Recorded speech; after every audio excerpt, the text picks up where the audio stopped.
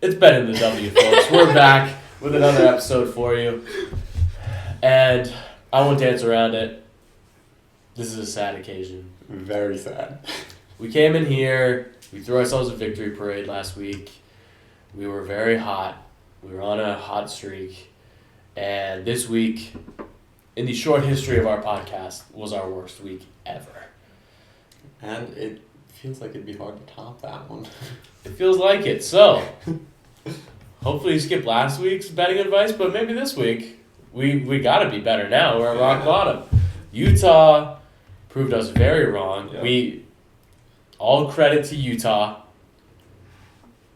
They are good. They are good as their ranking says they are. They put them on pack watch. We did.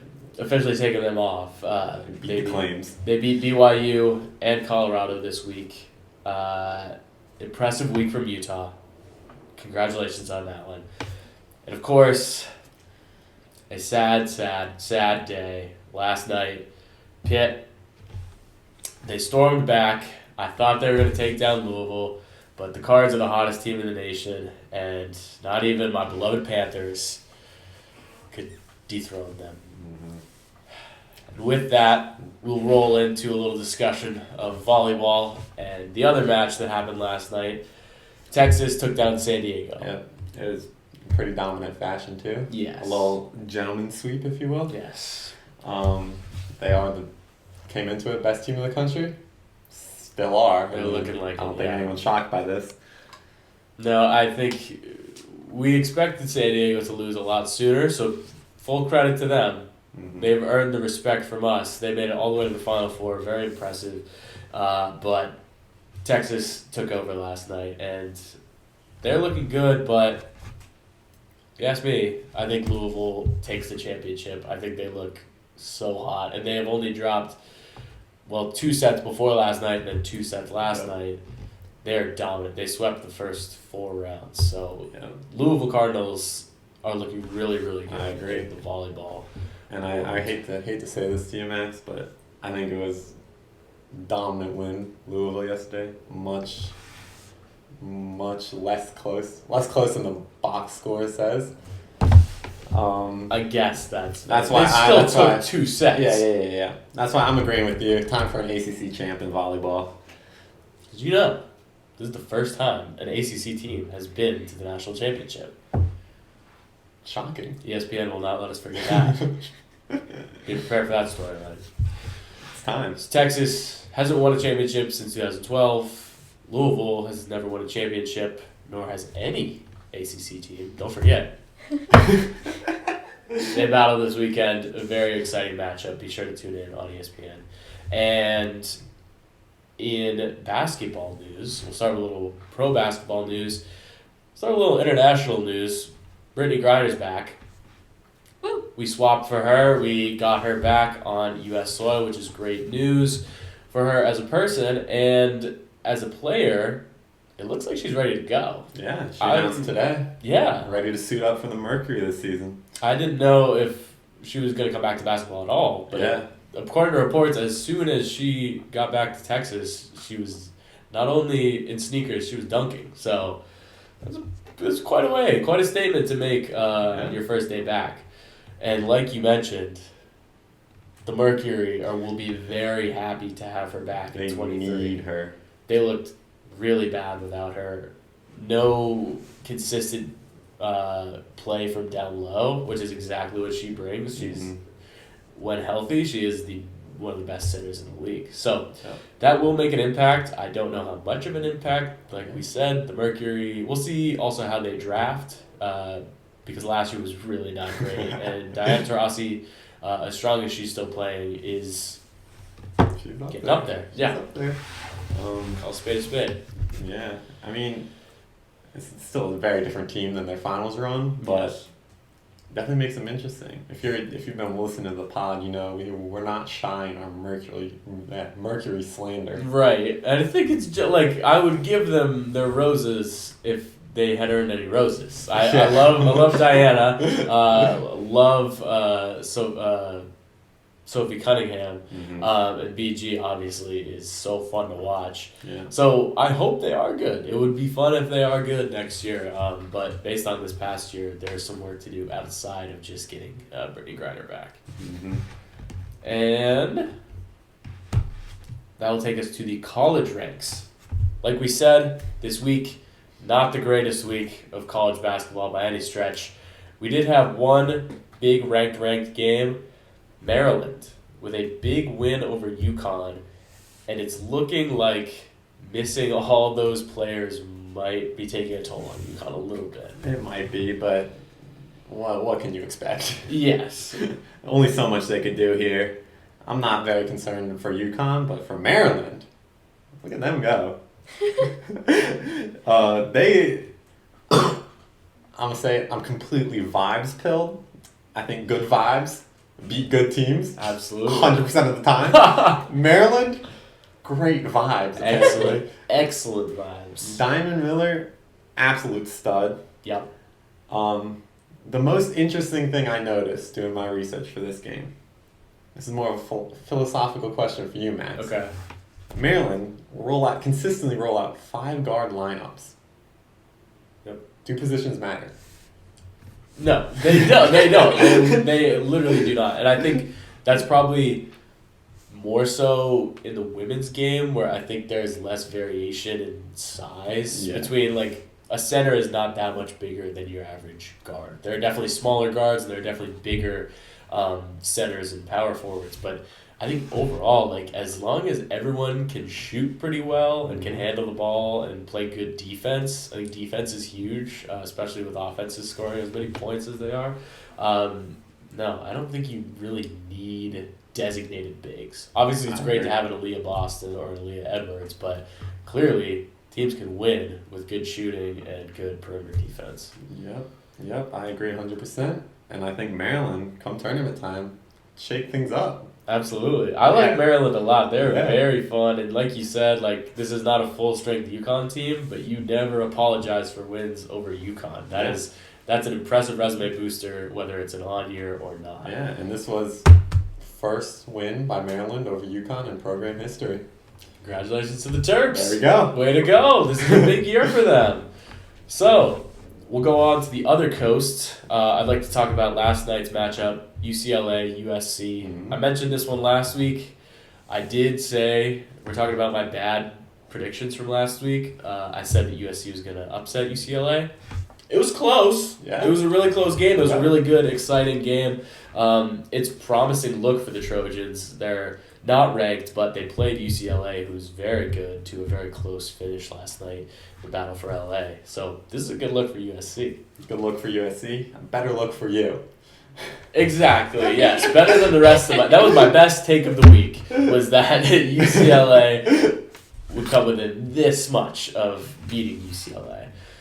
So, looking at next week, we've got a lot of good matchups. Yeah. The bizarro version of last week. We start off tomorrow, Saturday. Creighton, number 16, matches up with number 21, Arkansas. Mm-hmm. I know that you are not so high on Creighton right now. They're top 16 team. They'd be a 4 seed if the tournament started today. You don't think that highly of them. I'm going to say it. I'm going to officially put it out there. Put Creighton on pack watch. Pack watch. Watch out. Creighton got a tough week ahead of them. They got Arkansas, Stanford, and UConn coming up. Yep. And I'll put it out there. For teams like this, I haven't really watched much of the game, so I'm certified box score watcher. But looking at this stuff, they don't look like they're doing anything special to me. I think it'll be an interesting week for Creighton. Definitely. They're riding high off a good tournament run last year. Mm-hmm. We'll see what they can do. They've got, like you said, a tough week and then a tough conference schedule. Yeah. UConn a couple times, Villanova a couple times. It's dangerous waters for the Blue Jays for sure. And Arkansas has a tough week too. After playing Creighton, they played Oregon on Tuesday. So both these teams will start off with a big game against one another, and then a couple ranked matchups down the way. One more note on Creighton versus Stanford. points. Absolute points factor on Tuesday. These teams both score a lot. Stanford might expose that Creighton offense a little bit, but I still think with the shooting that the Blue Jays have, like, they could put up a lot of points, and Stanford will probably put up more. But I think the over will be high, hopefully not too high. Yeah. We talked about shootouts kind of disappoint sometimes, but I'm saying watch for points in that matchup for sure. But not an optimistic week for Creighton. But hey, we said that about Utah.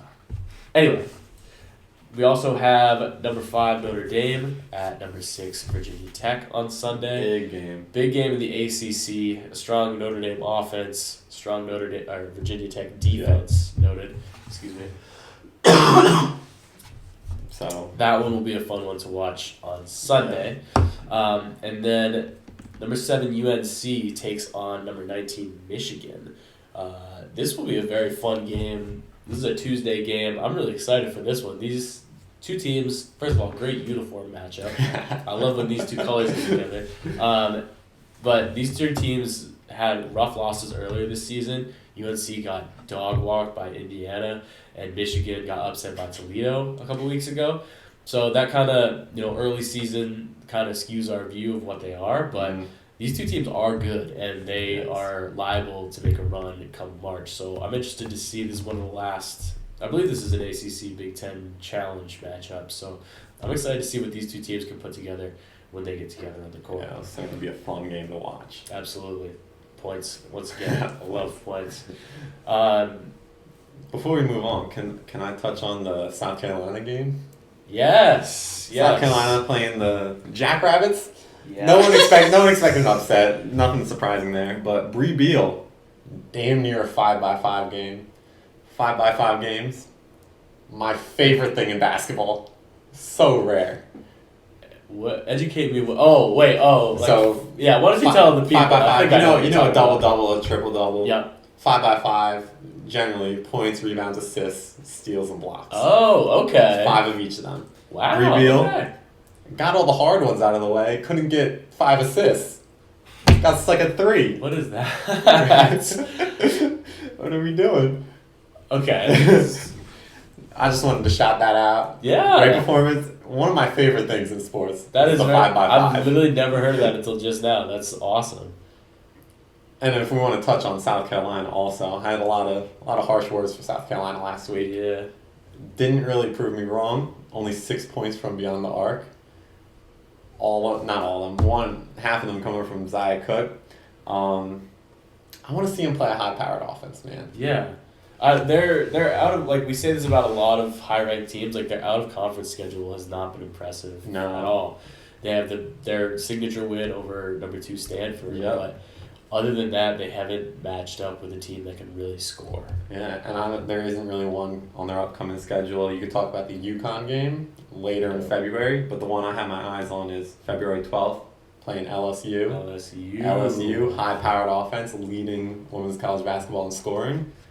That should be a good game. That would be very interesting. They were one of my championship picks earlier on in the season. I like they score a lot of points. Kim Mulkey knows how to coach. That'll be a big conference matchup for sure. Yeah. They'll play once in Baton Rouge and once in Columbia, so those will both be really interesting matchups. And then come March, that conference tournament will be huge. Mm-hmm. I've got Cal Stanford, a little Christmas present on December 23rd. Look, Cal's not the greatest team, but they're fun, and they've played some less than great teams, so their record is pretty good. And this is a rivalry game between a couple of no-Cal teams. So, December 23rd, if there's not something, if there's nothing great to watch, throw on Cal Stanford and get a little Christmas week action. You had your homer take last week with Pitt. I did. I'm gonna get mine out there. Loving Cal here. Yeah? Loving Cal here. Interesting. Big homer take, though. Born in California, so. Okay, there we go. This will be a very interesting matchup. I think it's not one to sleep on. And later in the week, there's not a ton of ranked matchups, so. Stanford's going to walk them. Believe in Cal. Believe in the Golden Bears. Do you have any other notes from college basketball this week? Any other notes? I just wanted to throw out there Olivia Miles. Love her. Wearing the goggles makes me feel seen. Yes. Leads her team. Big Notre Dame team. Leads her team in pretty much every major sack category. She's been incredible for the Irish. Name to look out for during that Virginia Tech matchup for sure. Absolutely. I'm really excited for that matchup this weekend and the rest of this week. So, we're going to get into our walk-off segment and give you guys some picks. Yes, sir. We'll bring in the third chair. Bring Kate back over here. The throne, Yeah. I should say. Because Kate was the only one who hit her pick last week. Woo! So congratulations, Kate. Good job, Kate. You had Louisville over Oregon. I did. And now that take is maturing really well. Or Louisville looks amazing. Thank you. Last week we both had Utah losing, like we said. Whoops. Beat the Our Clams. bad. Okay. So 1-2, 2-1, 1-2. Yeah. So we're all looking for a bounce back week this week. We're looking to strengthen those records. Kate, why don't you lead off the walk-off? What's your pick this week? I am going to that big Notre Dame Virginia Tech game. Yes. And I'm taking Virginia Tech. Ooh, okay. All Hot right. take. That Hokies defense slowing down the strong Notre Dame offense. Very interesting. Very interesting. Go Birds. David?